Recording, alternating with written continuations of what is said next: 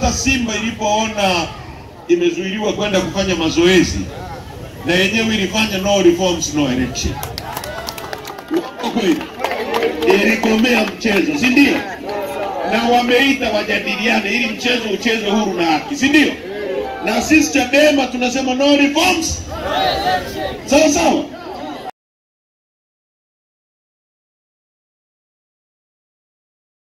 Chadema tunapenda kuwatangazia wakazi wote wa maeneo haya kuanzia saa 4 mchana katika viwanja vya Mombasa Stendi tutakuwa na viongozi wa Chadema Taifa wakiongozwa na Mheshimiwa John Heche kwa ajili ya kueleza ni kwa nini bila mabadiliko ya sheria hakuna uchaguzi.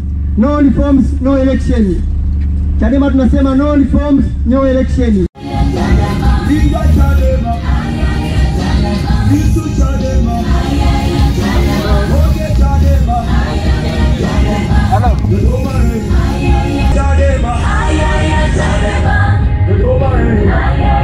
Uchaguzi.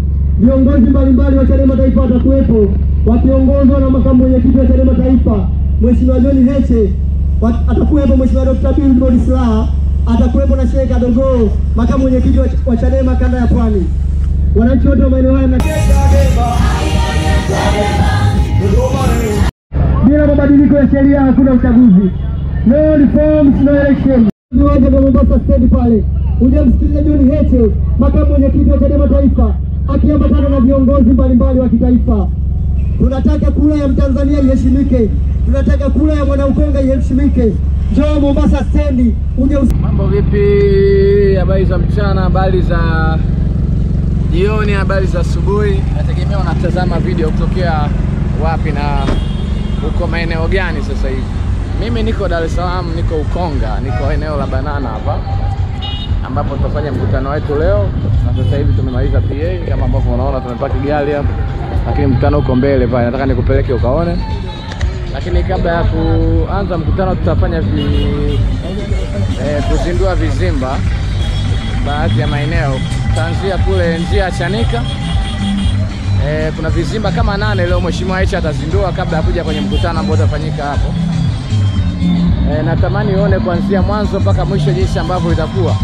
Ngoja nikusogeze ambapo utafanyia mkutano. Tuko eneo la Banana hapa. Hawa ndio wenyeji. Mambo vipi? Umejiandaje kumpokea Mheshimiwa Heche? Nijiandaa kabisa kumpokea Mheshimiwa John Heche. Tutamwambia kwamba Ukonga tuko salama kabisa. No reform no election, mmejipangaje kuipokea sasa leo? Tumejipanga kuipokea no election no reform bila shida yoyote. Tunamwambia kwamba Mheshimiwa John Heche akaribia Ukonga ili aone kwamba na Ukonga tuko tayari kwa no reform no election. Hakuna kupoa, hakuna kuogopa. Na leo vizimba viko vingapi au hujajua? Leo vizimba kwa ambapo unafahamu tu vile vikana zaidi ya hivi. Zaidi ya 8 au sio? Vinaweza kuwa zaidi ya 8. Safi sana. Kwa tukaone pale uwanjani ambapo utafanyika mkutano. Wale kupeleka upaone, tuko Banana hapa Mombasa ni Ukonga. Kama ambavyo unaona hii stendi ya daladala hii. Huku stendi nyingine hakuna Gongo la Mboto kwa.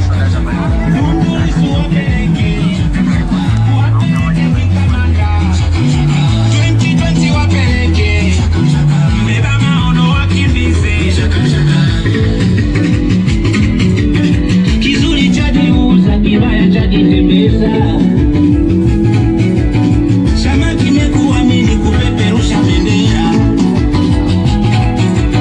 Hata wakuchafue Lissu hauna doa.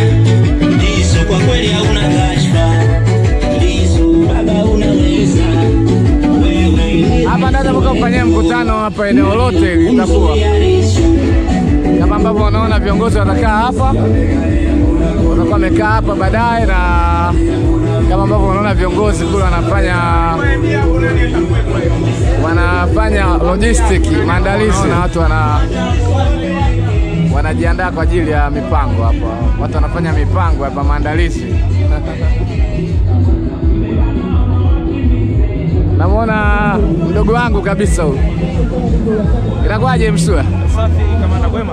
Kwema. Jitambulishe majina yako. Mimi najua lakini wanaokutazama tu. Majina yangu naitwa Joel Msuya, ni katibu wa mkoa wa Kichama Ilala. Leo tuko Ukonga.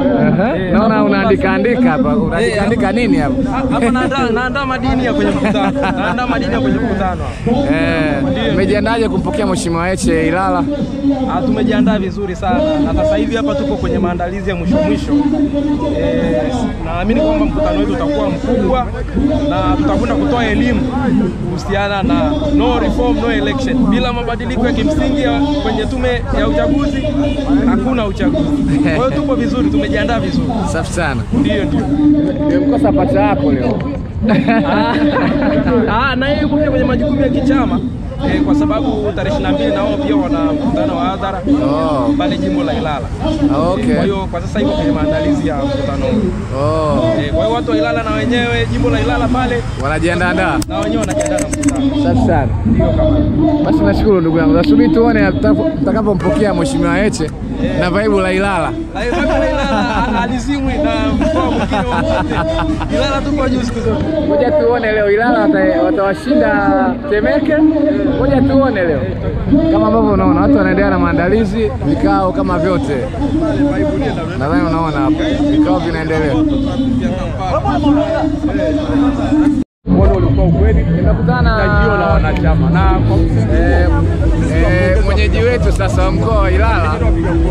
Ngoja tupate nafasi ya kuzungumza naye kidogo atuambie maendeleo.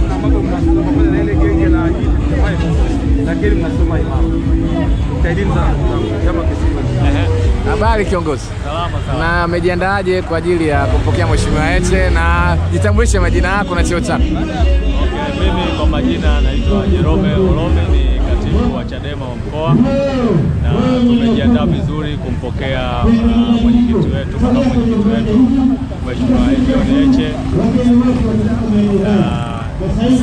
Kama unavyoona kila 90% ya maandalizi yamekamilika, na tuna ziara ya kukagua vizima na kupandisha bendera kabla hatujaanza mkutano wetu. Kwa hiyo mkutano tunategemea tuwe na mkutano mzuri ambao utaamsha hali ya wana Dar es Salaam ambao wamekuwa wamelala kwa muda mrefu. Kamanda. Salama kabisa kamanda. Naona Ukonga mnajiandaa na mkutano. Ongeleni sana kwa mkutano ambao mnauandaa. Tunajiandaa na mkutano na pamoja na kuhakikisha kwamba tarehe 24 hatukosi mahakamani. Afu kweli umenikumbusha mahakamani siku ya kwenda kesi ya Lissu Kutakuwa na kesi ya Lissu, kunakuja kesi mbili za Lissu. Kesi ya uhaini na kesi ya uchochezi. Okay. Nilikuwa naomba kumtumia salamu Kamanda Mlilo kumpa taarifa kwamba anachofanya akumbuke kwamba kuna kuzeeka, atakuja kujuta uzeeni. Hawezi kukuzuia kwenda kwa mwenyekiti wetu akiwa anakabiliwa na kesi kubwa kama ya uhaini. Sisi tarehe 24 tunahakikisha tutakuwepo. Alete vifaru, tutakutana navyo, na alete askari, tutakutana nao, lakini tutahakikisha kwamba kwenye kesi tutahudhuria kama tulivyokuhudhuria kwenye kesi ya Mbowe. Walizuia kwenye kesi ya Mbowe, wakakamata watu, mwisho wa siku hawana sehemu ya kuwapeleka, wanawaachia. Tunamuomba atende haki, aache Watanzania wakasikilize kesi. Kama kuna uhaini, watu wasikilize. Walikuwa wanapaswa kumuita kwa kumpigia simu au kwa kumtumia barua. Ni kiongozi mkubwa aliye na kundi kubwa la watu. Sasa inapofika sehemu unaenda kumkamata kama kibaka, ipo siku Watanzania tutachoka kudhalilishwa na kutendewa mambo ya ovyo. Tunamuomba mkuu wa jeshi la polisi ajaribu kufikiria mara mbili, ajaribu kutenda haki. Kuna kuzeeka, kesho atasimulia nini wajukuu zake? Au anataka kasimulia kwamba niliwapiga mabomu, nilifanya hivi? Mwenzake Mkapa alijuta uchaguzi wa Zanzibar. Sasa huku tunapokwenda siku kwa sasa tunaomba mabadiliko ya katiba, tume ya uchaguzi. Watanzania wengi sasa wanaanza kuelewa somo kwamba Chadema inazungumza nini. Tunamuomba aache mchezo huu, wacheze wanasiasa, hawaache kuingilia katikati ya ngoma. Waache Chadema na CCM wacheze wao, jeshi la polisi likae pembeni. Kama wataenda hivi ndio watakuwa watu wa kwanza kuvunja amani. Unakamata mtu, unambambika kesi, upelelezi hujakamilika. Tunamuomba tunamuomba ajaribu kufikiria mara mbili. Kuna kuzeeka. Atakapokuwa amezeeka atakuja kuwasimulia nini wajukuu zake. Sasa hivi tunaelekea hapo gereza la Ukonga kwenda kumpokea Mheshimiwa Heche, makamu mwenyekiti wa Chadema Taifa, kwa ajili ya kumleta hapa Mombasa. Tutaingia ndani huko kwa ajili ya kwenda kuzindua vizimba. Naona watu wenyewe wale. Kwa ajili ya kuzindua vizimba, baadaye tuje kwenye mkutano wa hapa. Tena baadaye.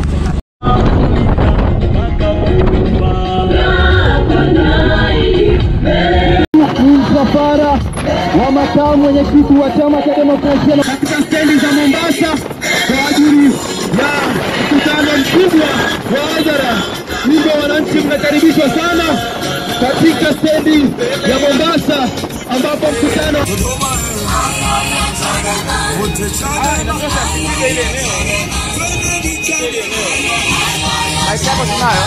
hapa anaongea.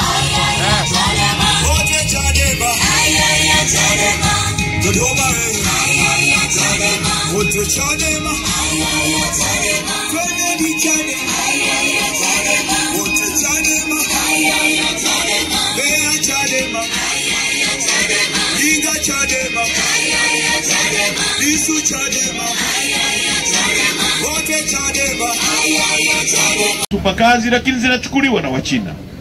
Tuna mashamba. Kwa nini tunaagiza ngano kutoka nje wakati vijana wetu hawana ajira? Vijana wetu wanachohitaji ni mitaji, wanahitaji trekta, wanahitaji mashine za kulima. Ardhi tunayo, tuna maji, na wanahitaji masoko wafanye kazi. Watu wanaolima wanakuwa maskini kwa sababu hata wanapolima mazao yao hayapati soko. Lakini unaenda kwenye maduka yetu unakuta juisi zilizomo ni juisi za Ceres kutoka Afrika Kusini, wakati watu wanalima machungwa Muheza hawana pa kuuza, wanalima mananasi Bagamoyo hawana pa kuuza. Tuna viongozi ambao fikra zao ni kuchukua utajiri wetu na kusafirisha kwenda nje ya nchi, wakati watu wetu wanabaki maskini ndani ya nchi. Kwa ndugu zangu, tumekuja kwenu, tunaomba mkipokee chama hiki, ndio suluhu ya matatizo yetu. Hiki chama kitatoa majibu ya ajira kwa vijana. Huwezi kuwa na vijana ambao wanaendesha bodaboda alafu huna hata kiwanda cha kutengeneza tairi za bodaboda. Una vijana wanaendesha bajaji, tairi ya bajaji ikiisha unachukua fedha ambazo zimetafutwa hapa unapeleka China, wakati ungetengeneza kiwanda hapa kingeajiri kijana, tairi ikatengenezwa hapa, pesa ikatoka kwa bodaboda ikaingia kwenye kiwanda, hiki kiwanda kikaajiri kijana, akajenga nyumba, akampa fundi akapata namna ya kupata uraji pale, naye akanunua kitanda kwa mwingine, yule naye akaagiza ubao, pesa ikazunguka miongoni mwetu kuliko kuipeleka China, inaenda kutengeneza ajira China. Sisi tunabaki maskini. Lazima tubadilike. Huwezi kuwa na nchi ambayo huyu muuza chipsi anatumia tomato ya kutoka Amerika, tomato ya kutoka Kenya, wakati watu wanalima nyanya hapa. Hicho kiwanda cha kutengeneza tomato kingejengwa hapa, kingewaajiri nyie kuliko kwenda kuajiri wa Kenya kule nje. Tunahitaji watu wenye fikra za kubadilisha nchi hii. CCM hawawezi.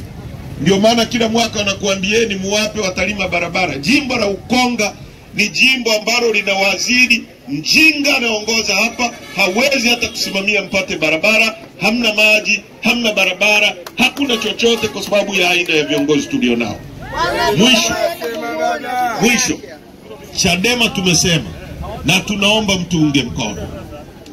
Bila mabadiliko ya kisheria hatutakubali uchaguzi ufanyike, kwa sababu mateso mlionayo kwa wingi yanasababishwa na kukosekana na uchaguzi huru na haki. Uongo kweli?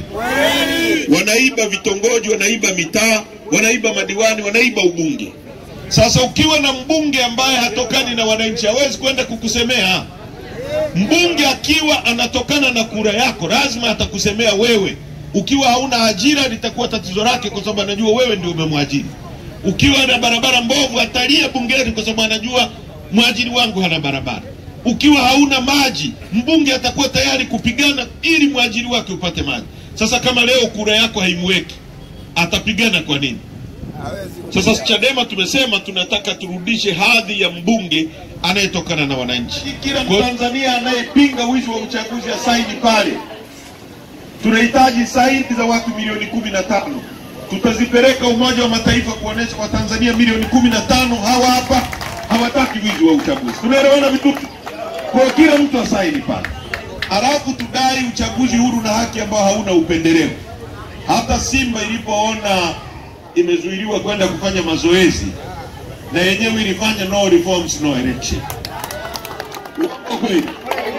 Ilikomea mchezo, si ndio? Na wameita wajadiliane ili mchezo uchezwe huru na haki, si ndio? Na sisi Chadema tunasema no reforms sawa sawa. Hakuna sheria bora, hakuna uchaguzi.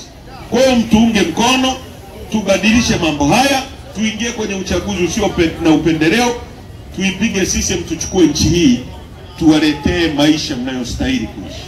Tunaelewana vizuri ndugu zangu? Miaka 63 ya CCM inatosha. Sawa sawa? 63 inafanya nini? Wamekaribisha sana kama ambavyo umetazama kwa ajili tumetoka kwenye uzinduzi wa kizimba cha kwanza pale pamoja na viongozi mbalimbali Kinyamwezi. Baada ya hapa Kinyamwezi tunaelekea Kona kwa ajili ya kuzindua kizimba cha pili. Baada ya hapo wenyeji watatuambia tunaelekea wapi, maana wao ndio wanaongoza msafara. Kama kuna vizimba vingine vingapi tutazindua, alafu tuelekee kwenye mkutano wa hadhara pale Mombasa. Baadaye endelea kutazama matukio mbalimbali ambayo unakuonyesha kwenye msafara wa Mheshimiwa Makamu Mwenyekiti wa Chadema Taifa, Mheshimiwa John Heche.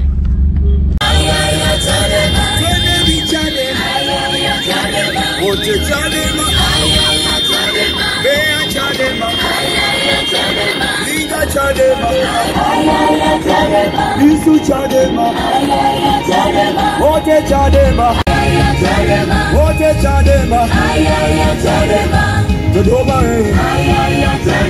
wote Chadema, twende Chadema, wote Chadema. Hiki ni kizimba cha pili ambacho anakizindua Mheshimiwa John Heche, kama ambavyo unaona sasa hivi anazindua kizimba hapa cha pili. Asante sana Mheshimiwa, tafadhali makofi kwake tafadhali. Watu wa Ukonga, watu Pugu, watu wa Pugu Kona, niseme jambo moja kwenu. Siasa ni maisha yenu. Siasa ndio ugali unaokula, ndio madawa unayotibiwa, ndio aina ya barabara unayotembea. Tumeumbwa duniani hapa, tumepewa viongozi ili wasimamie rasilimali ambazo Mungu ametupa zibadilishe maisha yetu. Bahati mbaya sana kwenye nchi hii tumezaliwa, tumekuwa na viongozi wabovu, wahovyo, ambao rasilimali zetu wanazitumia kuuza kwa Wachina na Waarabu na Wazungu. Vijana wetu wengi mnabaki maskini. Wanataka muamini kwamba umaskini wenu ni umaskini uliotengenezwa na Mungu. Mungu aliyetupa dhahabu, nchi ya 3 duniani. Mungu aliyetupa peke yetu Tanzania. Mungu ambaye ametupa mbuga za wanyama kubwa kuliko zote dunia nzima. Mungu ambaye ametupa mrefu kuliko yote Afrika na duniani wa pili. Kama ambavyo unaona mpaka sasa hivi mkutano ushaanza na anasubiriwa Mheshimiwa Heche aweze kupanda na kuweza kuzungumza na wana wa Ukonga. Sasa hivi anazungumza mjumbe wa kamati kuu Losi Maemba, ndio yuko mkoani kule, kama ambavyo unaona ni mbali sana.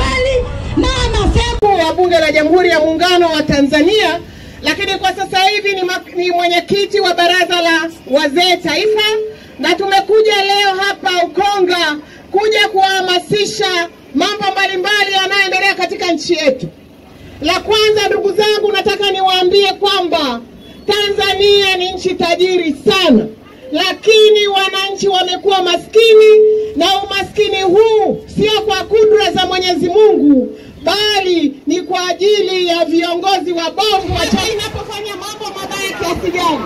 Kwa hivyo ndugu zangu, tunaona kwamba katiba ya nchi yetu pamoja na mifumo mingine ya sheria inahakikisha kwamba Chama cha Mapinduzi kinabaki madarakani, na ndiyo sababu tunasema no reform, no election, kwa sababu kura yako ndio haki yako na ndio yenye thamani, lakini wote tunajua mwenda zake mwaka 2019 kwenye uchaguzi wa serikali za mitaa aliiba uchaguzi wote.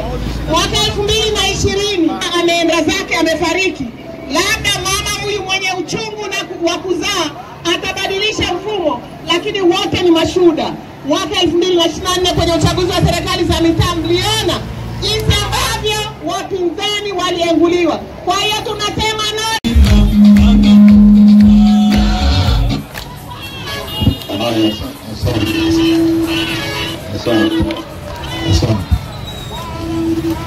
Mkonga peoples.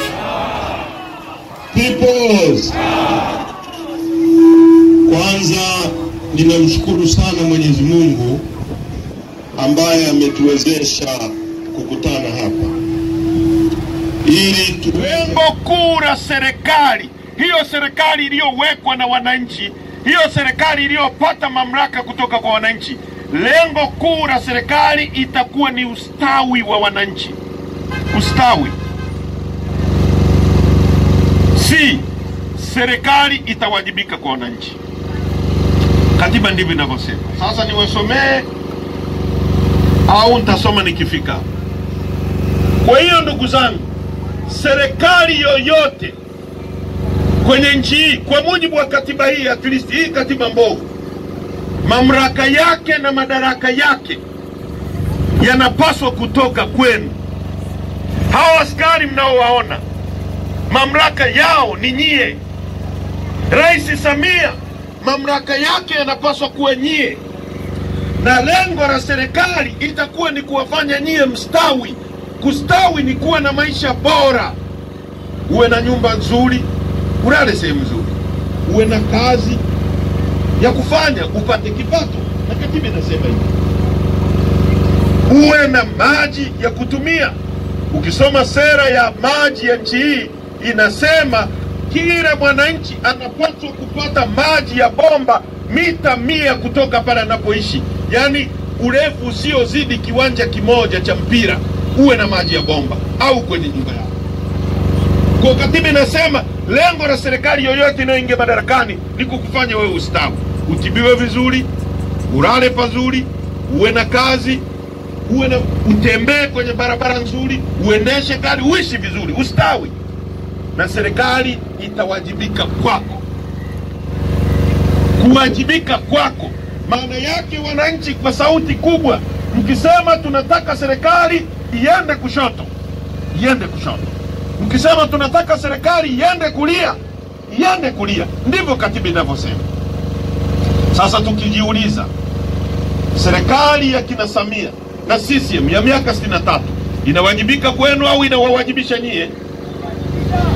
Inawawajibisha nyie. Uongo kweli? Serikali hii inapata mamlaka kwenu au inapata kwa kikundi cha polisi na dola wanaoiba kura? Si ndio? Inakuaje tuwe na serikali ambayo leo mamlaka yake haitokani na wananchi? Madhara yake ni nini? Madhara yake ndio haya sasa, kwamba sisi ni nchi tajiri kwa Afrika Mashariki na Kati na Afrika nzima. Kama kuna nchi zinatuzidi, hazizidi 2. Tukisema kwa utajiri wa rasilimali, labda kidogo tutazungumza kuhusu Kongo, ndio inaweza kutuzidi rasilimali. Siku za nyuma Rais wa Brazili Lula da Silva alisema Mungu ni Mbrazili, kwamba Mungu ametupendelea sana Brazili, inawezekana Mungu ni Mbrazili. Nikasema huyu hajui anachokisema. Inawezekana Mungu ni Mtanzania, kwa sababu sisi ni nchi ya kwanza Afrika kwa kuwa na mlima mrefu kuliko yote, wa pili duniani. Ni nchi ya kwanza Afrika kwa kuwa na ziwa lenye kina kirefu kuliko yote Afrika nzima, la pili duniani, Tanganyika. Ni nchi lenye ziwa lenye upana kuliko yote Afrika, la pili duniani. Ni nchi pekee yenye mbuga kubwa kuliko zote dunia nzima. Kichukua Seru, Ngorongoro, Tarangire, Mikumi, si wapi, ukiziunganisha pamoja zinazizidi nchi ya Uganda na Rwanda combined, mbuga zetu za wanyama. Na nchi na Ngorongoro iko kwenye maajabu 7 ya dunia. Yaani maajabu 7 ya dunia tu, Ngorongoro ni miongoni mwake. Na wanaita Cradle of the Man, sehemu ambayo inawezekana binadamu wa kwanza kabisa duniani alitokea. Ni nchi ambayo ina bustani ya Mungu. Ukienda pale Kituro, bustani iliyopandwa na Mungu mwenyewe. Unatembea hapo unakuta maua ya kijani, unatembea kilomita 10, unakuta ya njano kilomita 10, meupe kilomita 10, mekundu kilomita. Maua ya kila aina, wanaita bustani ya Mungu, iko Tanzania. Ni nchi ambayo ina madini yanaitwa Tanzanite. Hayapatikani kwingine kokote duniani isipokuwa Tanzania. Ni nchi yenye chuma, ni nchi yenye makaa ya mawe, ni nchi ya 3 kwa kuwa na dhahabu nyingi duniani. Ukianzia kwetu Tarime ni dhahabu, ukienda Geita ni dhahabu, ukienda Kahama ni dhahabu, ukienda Nzega ni dhahabu, ukienda Bulyanhulu Bukombe ni dhahabu, ukienda Shinyanga ni dhahabu, ukienda Chunya ni dhahabu, Singida ni dhahabu, Ruangwa ni dhahabu, kila sehemu ni dhahabu. Nchi hii ni ya 3 kwa kuwa na dhahabu nyingi duniani. Na leo nimekuwa naangalia bei ya dhahabu kwenye soko la dunia, gramu moja ni shilingi 270,000. Yaani ukichukua wembe ukavunja ile gramu moja, ule wembe nusu ndio gramu moja, 270,000. Baba na DJ rekebisha hivi vitu, usinibugu nizungumze na wananchi. Sawa baba. Kwa hiyo sisi ni nchi tajiri. Tuna ukubwa wa ardhi kilomita za mraba 945. Ukichukua Kenya, ukichukua Burundi, ukichukua Uganda, ukichukua Rwanda, ukizichanganya pamoja hazifikii ukubwa wa ardhi tulionao. Wao Kenya, Uganda, Rwanda, Burundi wana kilomita za mraba 890. Sisi pekee yetu 945. Tuna bahari. Bahari yetu ina kilomita 1600 kutoka Mtwara mpaka Tanga. Na tuna nautical mile 200 kuingia ndani ya bahari. Hilo ni eneo la Tanzania. Tuna gesi futi za ujazo trilioni 54.5. Nchi ya pili Afrika kwa kuwa na gesi nyingi. Tuna kila kitu cha kutufanya tuishi vizuri. Kwa nini watu wetu ni maskini? Miaka 63 baada ya uhuru wa nchi yetu, katikati ya utajiri, watu wetu hawana pa kulala. Nilikuwa Keko, nilikuwa Mwananyamara. Unaangalia nyumba anayoishi Mtanzania hastahili hata kuishi kuku. Nyumba ina urefu wa hivi, hakuna barabara, mitaro, maji yanaingia ndani. Katikati ya utajiri, watu wetu wanaishi vibaya. Watu wanakula vichwa vya kuku na utumbo wa kuku katikati ya utajiri. Watu hawana maji. Watu wana elimu ya hovyo. Watu wanaishi desperate. Hawajui baada ya nusu saa mambo yake yatakuwaje. Kwenye kura tu, katikati ya utajiri. Nchi unasoma takwimu za serikali, unajiuliza hivi tunaongozwa na binadamu wenye akili timamu au hebu iko hivi? Sisi tunaagiza ngano.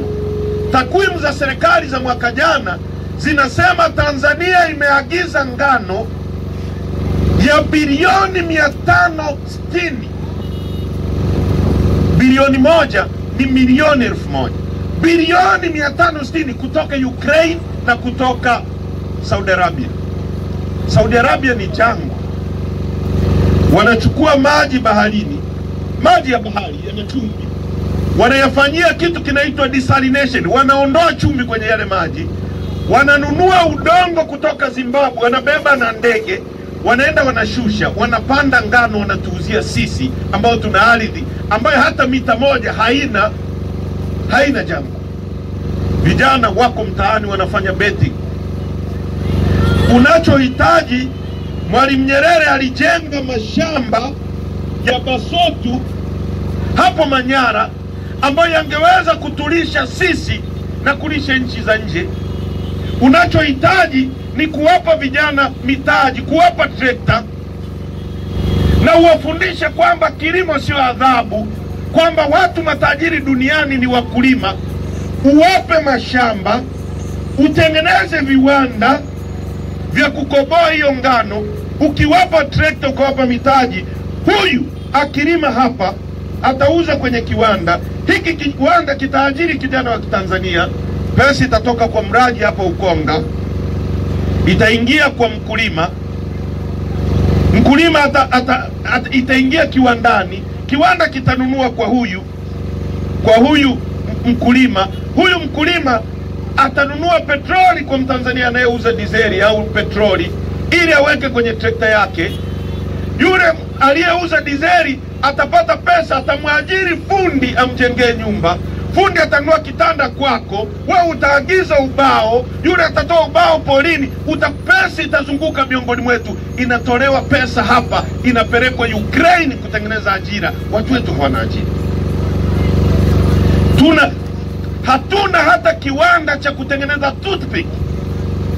Miaka ya 70 Mwalimu Nyerere alitengeneza viwanda vya General Tyres vya kutengeneza matairi ya magari. Mimi nimekuwa babangu na Land Rover yale ya zamani, tunanunua tairi za General Tyres Tanzania. Leo tuna bodaboda kila kona, huna kiwanda cha kutengeneza hata tairi ya bodaboda. Maana hiyo tairi kisha Ukonga hapa, pesa inachukuliwa hapa, inakwenda China kwa Nzuu kutengeneza ajira, kuagiza tairi kule. Maana yake yule mwenye kiwanda cha China anaajiri Mchina. Kama tungekuwa na kiwanda hapa, pesa ingetoka Ukonga hapa ikaingia kwenye kiwanda, kiwanda kingekuajiri wewe. Wewe ukipata pesa utajenga nyumba, utamwajiri fundi, fundi atapata pesa, atanunua mboga kwa mama anayeuza mboga. Huyu mama ataagiza bodaboda mletee mboga nyingine. Pesa itazunguka miongoni mwetu, inakwenda China. Alafu viongozi wasiokuwa na akili wanasimama bungeni na wanasema tatizo la ajira ni tatizo la kidunia. Unajiuliza, hawa ni watu wenye akili timamu au wamerogwa? Yaani kama wewe unachukua ajira zako unazipeleka nje, unategemeaje kutengeneza ajira?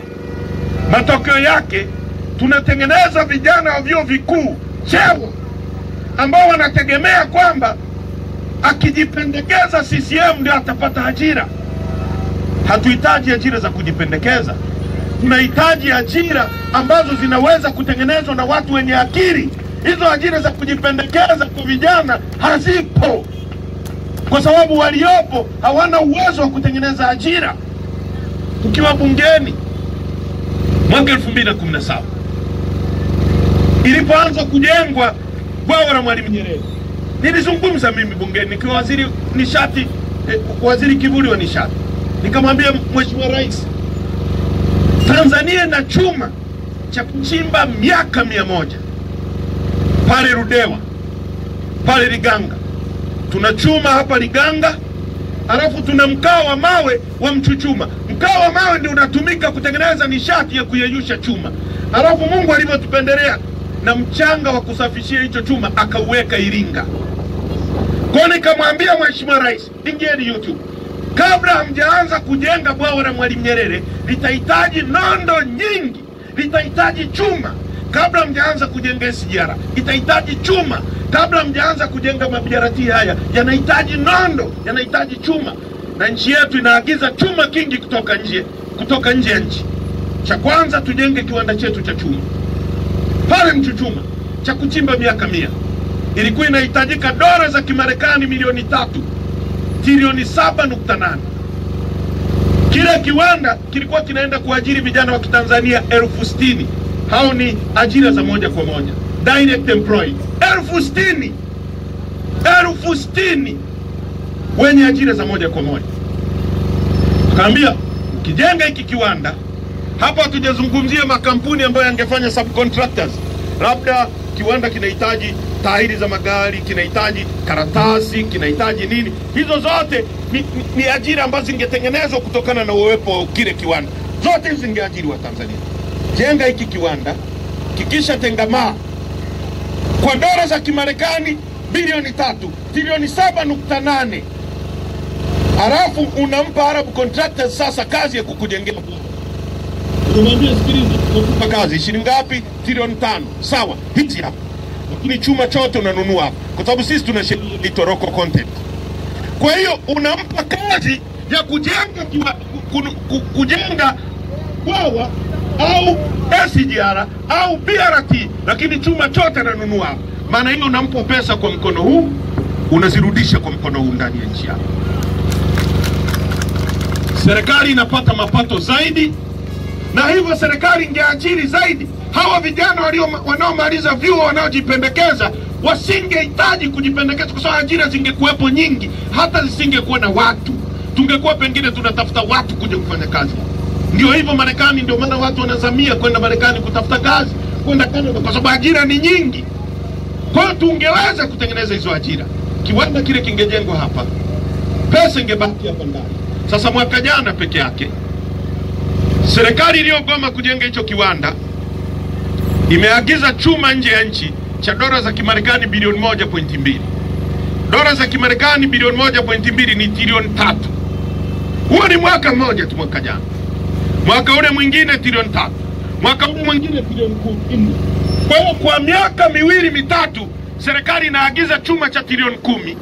Wakati ungejenga kiwanda chako cha miaka 100 ungewauzia Kenya, ungejenga kwa trilioni 7.8.